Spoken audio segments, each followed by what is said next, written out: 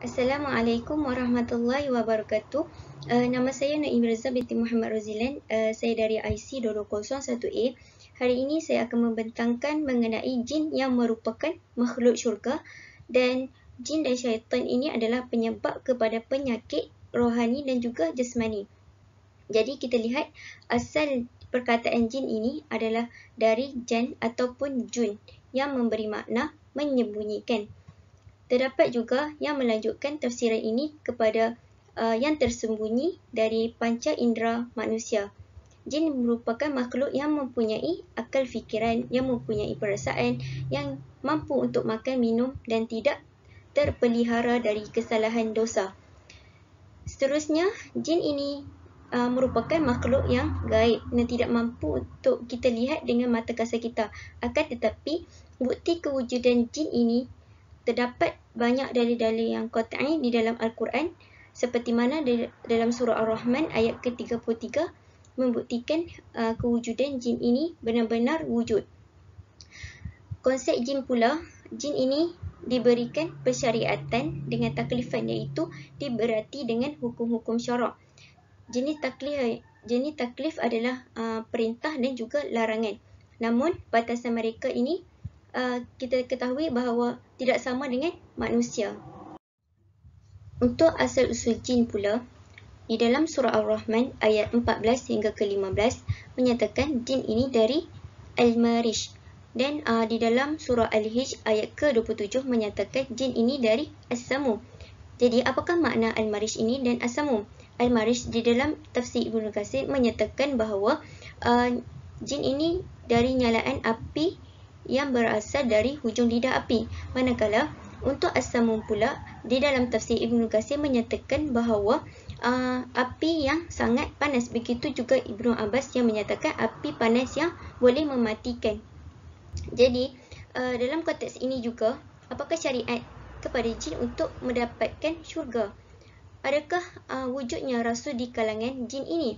Jadi di sini terdapat 3 pandangan. Yang pertama, Ibnu Hazm menyatakan tidak ada seorang pun nabi dari kalangan manusia yang diutus kepada jin sebelum Muhammad. Yang kedua, menyatakan bahawa jin ini diutuskan kepada mereka dari manusia. Dan yang ketiga, majoritinya ulama menyatakan bahawa tidak ada seorang pun dari jin itu yang menjadi nabi ataupun rasul. Jadi dalam hal ini, apabila jin mendapat syariat dari Allah Subhanahu Wa Taala, mereka ini mempunyai dan memiliki tabiat yang bercampur aduk sebagaimana manusia. Hal ini dirakamkan di dalam surah Al-Jin ayat 11 hingga ke-13 yang menyatakan ada yang kufur terhadap syariat yang diterima Allah dan ada yang menerima syariat ini. Di samping itu, mengenai adakah jin ini dihisab, kita lihat di dalam surah Al-A'raf ayat ke-38 di mana Allah Subhanahu Wa Taala berfirman yang bermaksud, masuklah kamu sekalian ke dalam neraka bersama-sama umat-umat terdahulu daripada kamu, dari jin dan juga manusia. Di sini kita lihat jin dimasukkan ke dalam neraka atas sebab-sebab yang tertentu. Jadi apabila jin ini dimasukkan ke dalam neraka, sudah tentu mereka ini dihisab. Di sini apakah yang berlaku kepada jin yang taat? Adakah mereka ini masuk syurga? Jadi di sini bagaimana ketaatan jin ini yang membawa ke syurga? Menurut Imam Al-Qutubi menyatakan jin ini keadaannya sebagaimana manusia. Apabila dia mati, akan masuk syurga. Jadi untuk Damrah menyatakan bahawa apabila mereka ni masuk syurga, bagaimana pula bidadari untuk mereka? Jadi bidadari manusia untuk manusia, bidadari jin untuk jin. Di samping itu, bagi mengukuhkan hujah mengenai jin ini mampu untuk masuk syurga adalah dengan rahmat Allah. Kerana sesungguhnya rahmatku mendahului mukaku. Jadi apabila rahmat Allah mendahului murkanya, sudah tentu Allah akan memberi rahmat kepada hamba-hamba yang dikehendakinya. Justru itu, jin mampu untuk masuk ke syurga dengan rahmat Allah. Untuk syurga jin pula, Di sini terdapat 4 pandangan.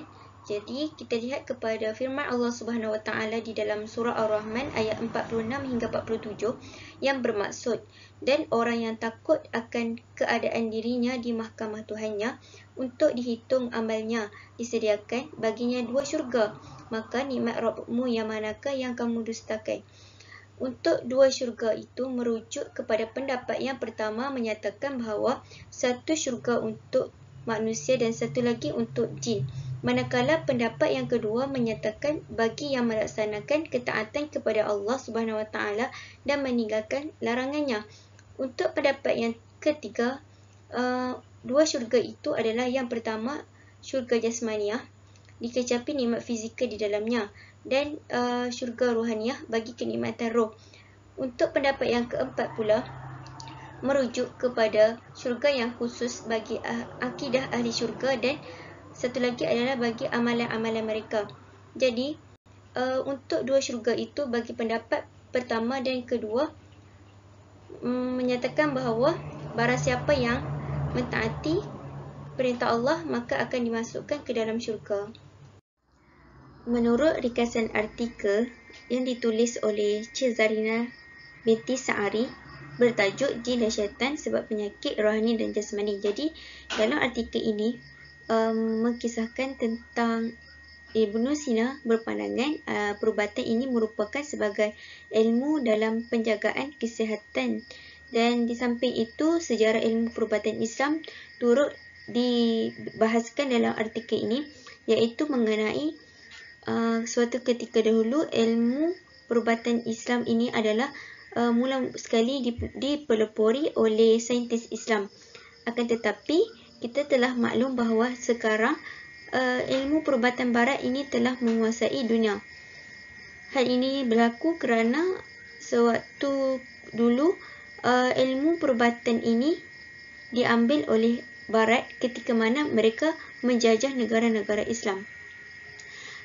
Keadaan itu menyebabkan campur aduk di antara ilmu perubatan Islam dan juga ilmu perubatan barat. Jadi terdapat golongan yang menolak perubatan barat kerana mereka menyatakan bahawa di dalam perubatan barat tidak berlandaskan agama.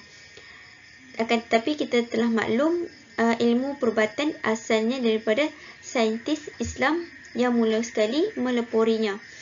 Seterusnya dalam hal ini juga pelbagai kefahaman dan ideologi mengenai konsep kesihatan dan juga penyakit. Jadi saya hanya ambil menurut Imam Al-Ghazali ini tentang penyakit rohani dan jasmani ini sangat berkait rapat kerana Al-Ghazali menyatakan rohani dan jasad ini sangat berperanan kepada kehidupan manusia. Seterusnya dalam artikel ini juga membincangkan tentang konsep jin dan syaitan menurut perbahasan para ulama. Untuk isu yang dibawa penulis adalah mengenai tentang jin dan syaitan ini dalam penyakit rohani dan jasmani. Sebelum itu, saya ingin mentakrifkan tentang rohani ini adalah merupakan roh seseorang, manakala jasmani pula merupakan tubuh badan seseorang individu. Jadi bagi membuktikan tentang jin dan syaitan ini terlibat dalam penyakit rohani dan juga jasmani, kita dapat lihat kepada kisah Nabi Adam yang telah terkena penyakit rohani, ketika mana Allah perintahkan kepada Nabi Adam untuk tidak mendekati sepohon pokok dan juga tidak memakan dari buah pokok tersebut. Tetapi iblis telah menghasut Nabi Adam. Kerana itu Nabi Adam telah dikeluarkan daripada syurga. Jadi di sini Nabi Adam telah terkena penyakit rohani yang telah datangnya daripada hasutan syaitan dan juga iblis ini. Mengenai penyakit jasmani pula, kita dapat lihat bagaimana Nabi Ayub AS terkena penyakit jasmani. Ada pendapat yang menyatakan bahawa Nabi Ayub ini terkena penyakit kulit. Jadi di sini kita lihat bahawa kisah Nabi Ayub ini bagaimana beliau dapat mempertahankan imannya ketika mana Allah mengizinkan kepada iblis ini untuk menggoda dan untuk melemahkan iman Nabi Ayub AS ini. Dan sebab itu penyakit jasmani ini turut datangnya daripada syaitan dan juga iblis. Isu yang menarik menurut pandangan saya terhadap artikel ini adalah mengenai konsep jin menurut perbahasan ulama, di mana ulama membahaskan asal-usul penciptaan jin. Di samping itu mengenai kewajipan kita sebagai seorang Muslim untuk mempercayai perkara ghaib. Kerana adakah syarat beriman apabila kita dapat melihat perkara ghaib ini? Dalam hal ini, kita dapat mempercayai dan meyakini perkara ghaib ini adalah melalui wahyu Allah Subhanahu Wa Taala yang telah diturunkan. Di samping itu, tentang golongan jin, wujudnya pelbagai keadaan dan kumpulan apabila Allah menurunkan juga syariat kepada mereka. Golongan ini seperti mana manusia, wujudnya golongan yang kafir, yang fasik dan sebagainya. Jadi, untuk isu yang menarik juga mengenai iblis dan syaitan ini adalah merupakan musuh Allah Subhanahu Wa Taala sehingga hari kiamat kelak. Bagi menilai kekuatan dan sumbangan artikel ini, saya dapat katakan bahawa artikel ini mempunyai hujah yang dikemukakan berdasarkan dalil Al-Quran. Jadi, hujah-hujah yang dikemukakan penulis ini sangat kukuh. Begitu juga kisah-kisah yang dibawakan oleh penulis adalah berdasarkan Al-Quran. Kemudian berkenaan sumbangan artikel ini dapat menjelaskan penyakit rohani dan jasmani ini memerlukan kepada rawatan. Di samping itu juga dapat membantu untuk menambah pengetahuan tentang penyakit rohani dan jasmani ini dengan lebih khusus. Begitu juga rawatan yang sesuai dengan keadaan pesakit untuk mencapai keseimbangan dan keselesaan hidup mereka. Berkenaan dengan ulasan terhadap artikel, saya dapat katakan artikel ini mempunyai penjelasan yang baik dan artikel ini membahaskan keajaiban Al-Quran di mana dalam perubatan Islam lebih berkesanlah dengan bacaan ayat-ayat Al-Quran. Kemudian artikel ini juga menampakkan hikmah penciptaan makhluk-makhluk Allah ini, iaitu jin dan juga syaitan. Kemudian dibuktikan kewujudan ini melalui ayat-ayat Al-Quran yang dinyatakan oleh penulis. Artikel ini dapat memberi impak kepada saya dari sudut pengetahuan dan juga keimanan saya. Dari sudut pengetahuan, saya dapat mengetahui bahawa Al-Quran dan sains ini sangat berkait rapat.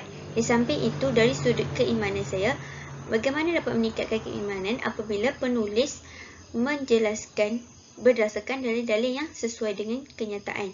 Untuk maklumat baharu yang saya perolehi adalah bahawa ilmu sains yang kita dapat sekarang adalah sebenarnya banyak merujuk kepada kalam Allah Subhanahu Wa Taala, seperti mana tentang kejadian bumi dan sebagainya yang dapat membuktikan kekuasaan Allah Subhanahu Wa Taala.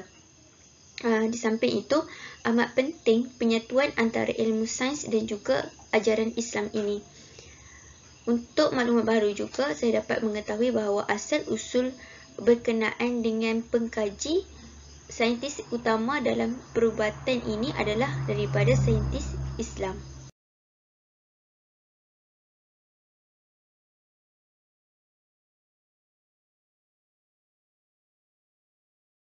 Akhir sekali, berkenaan dengan kesimpulan dan cadangan yang boleh saya lakukan berkenaan dengan ayat-ayat yang menterjemah tentang jin ini, perlulah berlandaskan kandungan Al-Quran yang sebenar.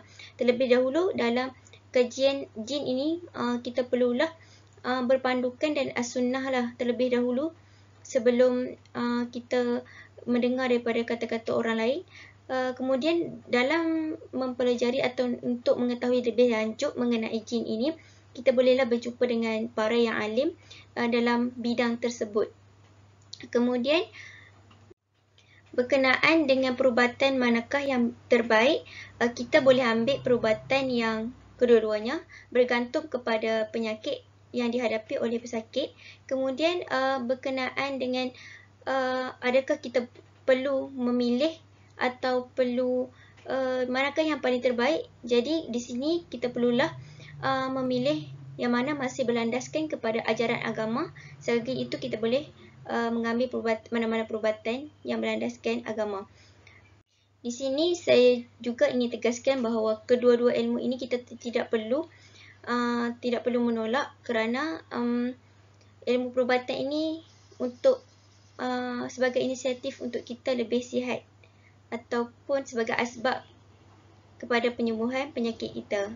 Sekian daripada saya, terima kasih.